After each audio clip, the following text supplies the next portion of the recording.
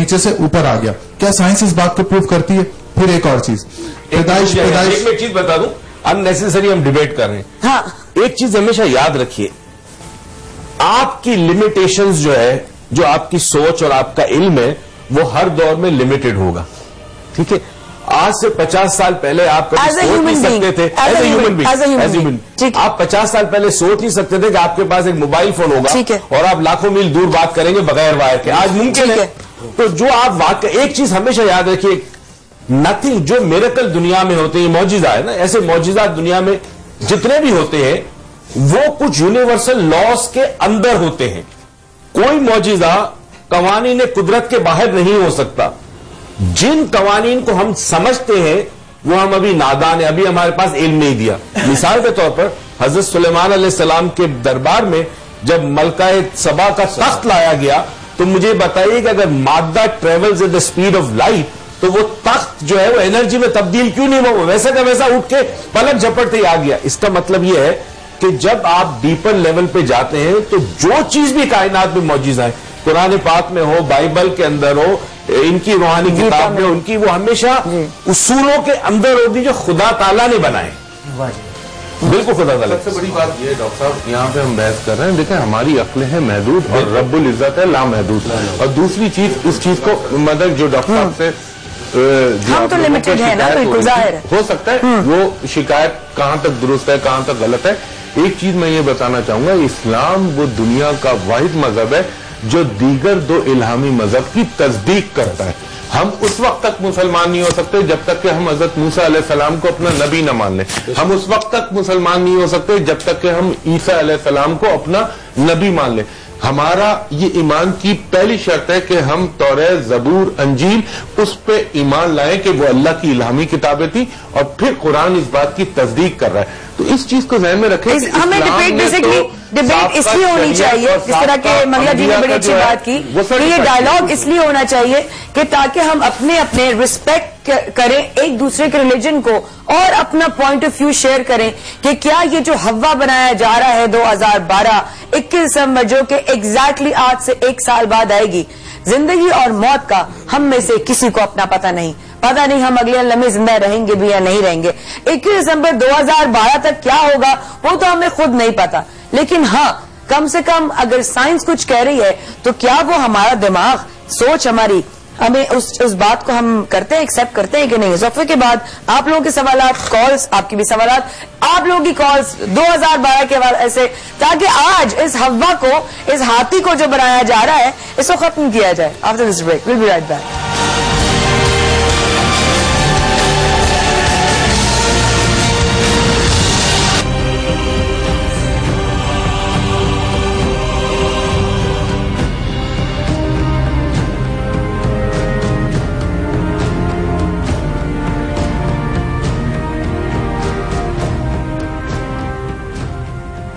खवातीन और हज़रात, इतनी एक दफा फिर हमारे साथ रहने का बहुत बहुत शुक्रिया। जिन लोगों ने अभी हमें ज्वाइन किया है, आप लोग बहुत कुछ मिस कर चुके हैं।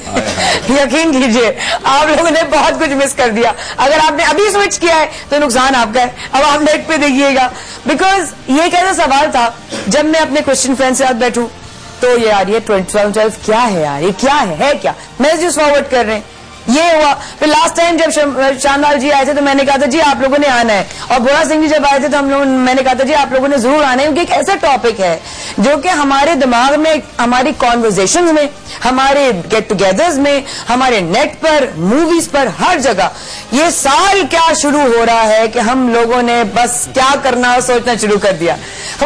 आज ये concept as a human being हम ये क्लियर कर लें कि कयामत अभी करीब नहीं है, लेकिन हाँ अलबत्ता जो निशानियां हैं, जो तबाहियां हैं, जो हमें हालात लेके जा रहे हैं, वो उस तरफ हमारा रुख जरूर है, क्योंकि वही वाली बात कि शुरू हुई है तो खत्म भी होनी है।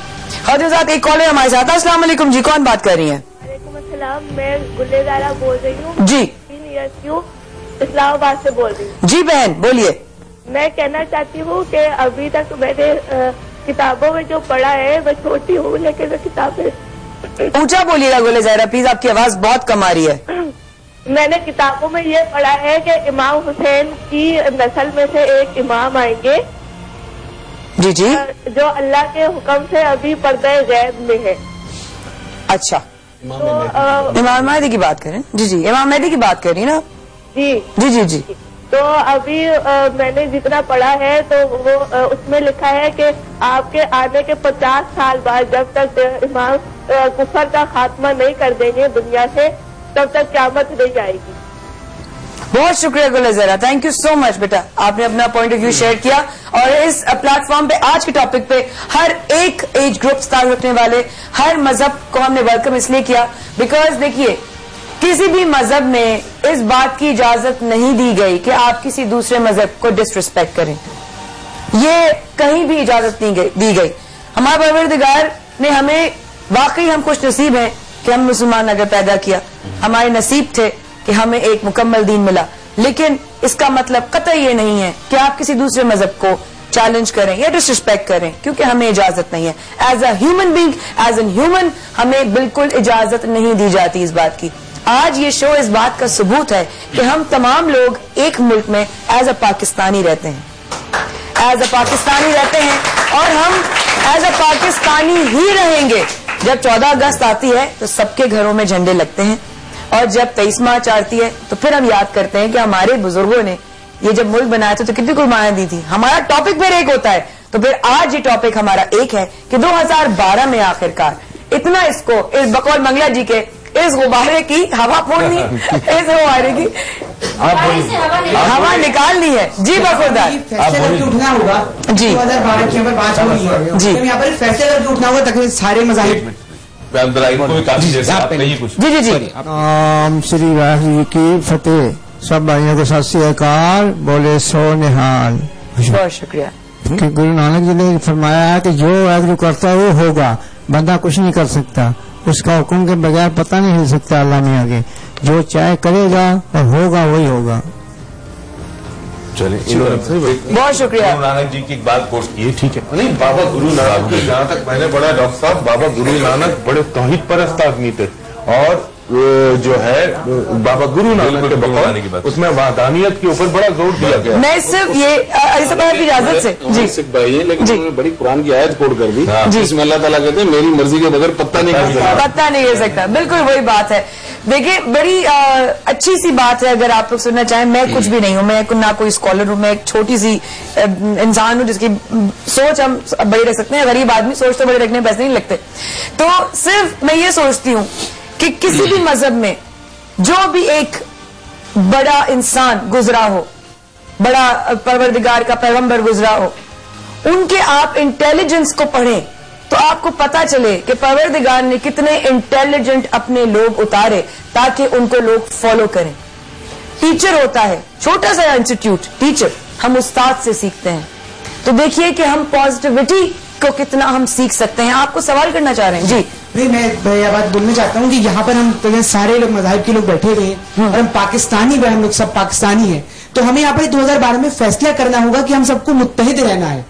हम चाहे कुछ भी हो जाए, हम लोगों को मुत्तहिद रहना है यहाँ पर जी। और ये कॉन्सेप्ट हम निकाल दें कि 2012 में कयामत आने वाली है, ऐसा कुछ नहीं है, पूरा होने वाला है, ऐसा कुछ नहीं है शर्मा जी, पास्टर जी, ऐसा कुछ भी नहीं है 2012 में है। आपको जी, आपने बोला था कि ये 2012 जो इसको हवा दी हवा बनाया है। मैंने इंटरनेट पे एक बुक देखी, सर्वाइवल गाइड, ठीक है, 2012 वो बहुत वो किताब इतनी बिकी, और वो मतलब eBay पे भी बिक रही है, और उसको क्रेडिट कार्ड के इसका मतलब है कि जो मसाला आपको मिस्ट्री दे या आपको सस्पेंस में रखे वो फिर सेल होती है, राइट? वो बिक रही है ना, लोगों में मादा तजस्सुस है, और लोगों की नफ्सियाती तौर पर उनको एक मखसूस पैराए के हवाले से बांध दिया है, और उस चीज को कैश कराना है, चाहे फिल्म की सूरत में, किताब की सूरत में, थ्योरी की सूरत में। तो हम जो है एज ए पाकिस्तानी, मेरा ख्याल जो प्लेटफॉर्म है हमारा, इस समय हम कुछ ऐसा क्यों ना करें कि हम उन चीजों को प्रमोट करें जो हमें लगता है कि साइंटिफिकली अगर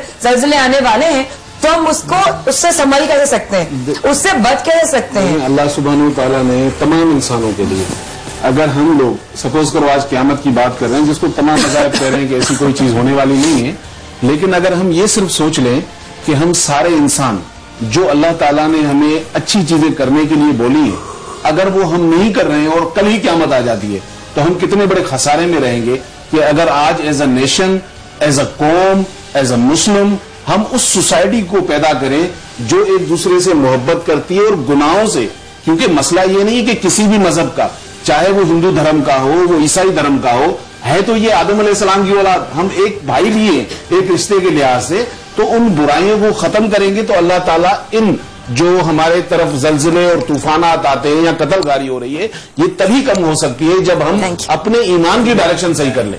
बिल्कुल बेशक। हमारे साथ एक कॉलर भी है। अस्सलाम वालेकुम जी। फिर मंगला जी मैं आपके पास आऊंगी जी। अस्सलाम वालेकुम जी। वालेकुम सलाम जी। जी भाई। जी खुर्रम बोल रहा हूँ लाहौर से। जी खुर्रम साहब, 2012 में क्या करवा रहे हैं आप? 2012 में कुश्ती हो रहा है। मैं अब सिर्फ एक छोटी सी बात आपसे करूंगा जी, कि बड़े लोग आपने बिठाए हुए हैं, इसमें मुख्य मजहबों के हैं, लेकिन किसी को कोई हक हासिल नहीं है कि वो किसी दूसरे मजहब को क्रिटिसाइज करे। मैं कह चुकी हूँ जी खुर्रम, आगे जी। इसलिए कि मतलब जो भी जिसकी अगर बाइबल है या गीता है या कुरान है जी, वो अपने अपने उस पे कायम है। खुर्रम साहब ये बात हो चुकी है, क्लियर कॉन्सेप्ट हो गया है, डिसरिस्पेक्ट नहीं करना। आगे चलें, नेक्स्ट। आगे ये है कि 2012 में कुछ नहीं होना। Thank you so much, thank you so much, बहुत बड़ी बात की आपने खुर्रम साहब। जी मंगला जी। जी मंगला जी। मैं ये चाहूंगी कि 2012 में आज हम बात करें, मुख्तलिफ मज़ाहिब के लोग बैठे हैं जी, तो हम डिफरेंसेस पर ना जाएं, बल्कि सिमिलैरिटीज देखें। एब्सोल्युटली, मैं भी यही कह रही हूँ, हमें देखना हमने करना क्या है। और 2012 में हम तमाम लोग मुख्तलिफ हमारे मुल्क में जो फिरका परस्ताना, नस्ल परस्ताना, जो मुख्तलिफ किस्म के इशूज है जिसकी वजह से हम अपने नीचे की तरफ जा रहे हैं, उनको हटाएं और सिमिलैरिटीज देखकर अपनी अपनी चीजों को आगे लाएं। तो शायद हम ये मैसेज लेकर 2012 में आगे बढ़े, तो हम शायद उस गुब्बारे से हवा निकालकर प्यार, मोहब्बत, अमन, आतिशी के गुब्बारे में हवा भरे, तो शायद ये बहुत ऊंचा भी जाएगा। लेकिन रहे गुब्बारे में ही, आप गुब्बारे की क्यों नहीं मार्केटिंग करेंगे? जी पास्टर साहब कहना चाहिए। जी जी। असल में यहाँ पर मेरे पास्टर साहब, एक पास्टर सुल्तान, उन्होंने भी बात करी थी जी। उन्होंने कहा था कि असल में हमें यूं देखना है कि फर्ज करें अगर क़यामत 2012 में आती है, 2013 में आती है या इसके बाद भी आती है, ठीक है, असल में हमें उसकी फिक्र करने की बजाय हमें अपनी जिंदगी की पहले फिक्र करनी चाहिए जी। हमें सोचना चाहिए कि अगर फर्ज करें कल ही क़यामत आ जाती है तो क्या मैं तैयार हूं कि मैं उसमें मतलब बारगाह इलाही के सामने पेश हो सकूंगा और मैं अपने आप को पेश कर सकूंगा कि मैं इस काबिल हूं कि मैं तेरे पास आया हूं। तो हमें सोचना सिर्फ यहाँ पर यह है, जितने भी मज़ाहिब हैं हम सबों को ये सोचने की बात है कि हमें अपने आप को तैयार करने की जरूरत है। हमें अपने गुनाहों को, अपने खताकारियों को, गलतियों को, उनसे तौबा करने की जरूरत है। और हमारे जो मसीही मजहब है उसमें दरअसल क़यामत का जो कॉन्सेप्ट है वो इस तरह से नहीं है। अच्छा, उसमें असल में यह है कि जो जजमेंट का जो डे है ना, वो असल में इंसाफ का दिन आएगा पहले जी, ठीक है, और उसके बाद 1000 साल बादशाह का दौर आएगा। ठीक है, कुछ लोग जो अच्छे लोग, जिनके अमाल अच्छे होंगे, जिनके अफाल अच्छे होंगे, जिनके किरदार अच्छे होंगे और जिन्होंने अच्छे और नए काम किए होंगे, वो इस जमीन से उठा लिए जाएंगे और उन्हें एक फिजा के अंदर एक नया आसमान मिलेगा, नया यरूशलेम होगा, एक नई जगह होगी। अच्छा पास्टर जी, मैं आपकी बात काट रही हूँ, सॉरी टू इंटरप्ट, मुझे एक बात बताइएगा कि बाइबल के और क्रिश्चियनिटी के हिसाब से क्या कयामत के करीब के आसार या आपने कोई ऐसे सिग्नल साइंस हैं कि हम समझ सके कि हाँ वो भी मैच करते हैं कहीं ना कहीं? जी हाँ, ये तो मैच करते हैं। जी, ये तो मैच करते हैं, क्योंकि कलाम खुदा में लिखा है कि जब यानी शुरुआत होंगी तो ये मुसीबतों का शुरू होगा, जंगें होंगी, जंगो जदल होगी, ठीक है, इस तरह की बहुत सारी निशानियां हैं। यानी कि वो जो कयामत की निशानियों का पैकेज था, सिमिलैरिटीज हैं, हो रही हैं कि ये हमें कयामत के करीब जरूर लेकर जा रही है। एंड ऑफ द डे नहीं होगा, वो एंड ऑफ द डे नहीं होगा, ठीक है, लेकिन उससे भी बड़ी निशानियां बाकी हैं, उससे भी बड़ी निशानियां बाकी हैं। जी बेटा, एक कॉलर ले लूं, रुक जाओ, जद्दा से एक कॉलर है, बहुत देर से वेट करें। अस्सलाम वालेकुम जी भाई। हेलो, अस्सलाम वालेकुम। वालेकुम सलाम जी भाई, मैं तो अमीर बोल रहा हूँ जद्दा से। जी जी भाई, ये पूछना चाहता हूँ, ये जो फिल्म इन्होंने दिखा रहे हैं, ये जितनी बिल्डिंग गिराई जा रही हैं, जी हाँ, ये तो सब अमेरिका में गिराई जा रही हैं। जी हाँ, और ये अमेरिका की फिल्में हैं, अमेरिका वैसे डूब रहा है, उसमें इंशाल्लाह अनकरीब डूबना ही है। हो सकता है 2012 में अमेरिका ही डूब जाए, ये इसका बेड़ा गर्क हो जाए और दुनिया की जगह पा जाए। उसके बाद दूसरा नंबर इंडिया का, इंडिया दूसरा नंबर, और तीसरा इसराइल है, तो अमेरिका ने खत्म होना, तो इसराइल ऑटोमेटिक खत्म हो जाएगा। ये 2012 इसी की निशानदेही कर सकता है, वो तो कुछ नहीं है। वो वैसे बिल्डिंगें जितनी भी हैं वो अमेरिका में ही गिराई जा रही हैं। मूवी वहां बनाई थी ना, यहाँ तो बिल्डिंगें थी नहीं। बहुत शुक्रिया भाई कॉल की, बहुत दूर से आपने कॉल की, बहुत शुक्रिया जी भाई। मैं सिर्फ ये कहूंगा माया कि हर दफा जो आपके शो में ना कुछ नया